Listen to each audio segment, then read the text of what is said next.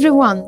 Today, let's look at the bright future of bond markets. For a decade, money was cheap and it helped companies to work on their balance sheets, to invest, or to conduct share buyback programs. But now that the windfall is drying up, what can we expect? Companies that have reshaped their balance sheet are, of course, better positioned. But they are not immune, and none of them will be able to avoid deleveraging. According to a Bloomberg calculation, the new bonds pay significantly higher coupons than the existing one. We're talking average 1.5%. However, this figure is the tree that hides a mixed forest of ratings and maturities. Let's take the concrete example of Oracle, which has issued several bonds in the last 2 years, including 10-year maturities. The first one was issued in March 21 with a coupon of 2.9%, while the second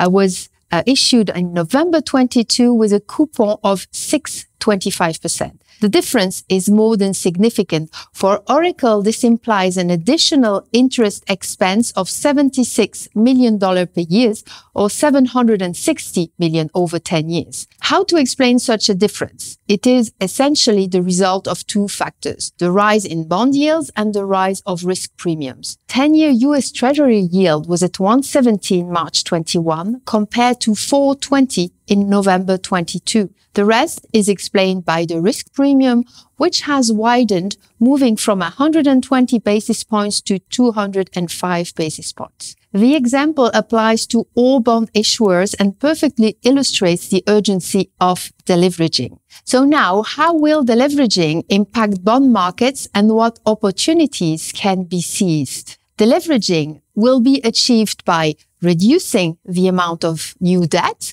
but also by buying back outstanding debt. Several tens of billions of debt trading below par have already been bought back by companies. So the buybacks, combined with fewer new issues, are lowering the stock of debt in circulation. According to a Bank of America Merrill Lynch study, corporate debt accounts for 50% of GDP, whereas it only represented 35% in the 70s when the Fed last fought against inflation. At that time, companies reduced their debt by about 5% of GDP. If they do the same this time, it will remove $1.2 trillion of debt. The deleveraging will therefore have positive impact for bondholders. Companies are getting financially healthier, and the decrease of the stock will mechanically support prices. For investors, this means good business. It's receiving a regular income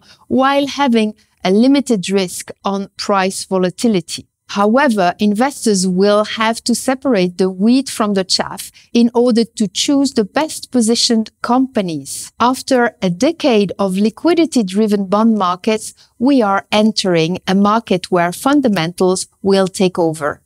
Thank you.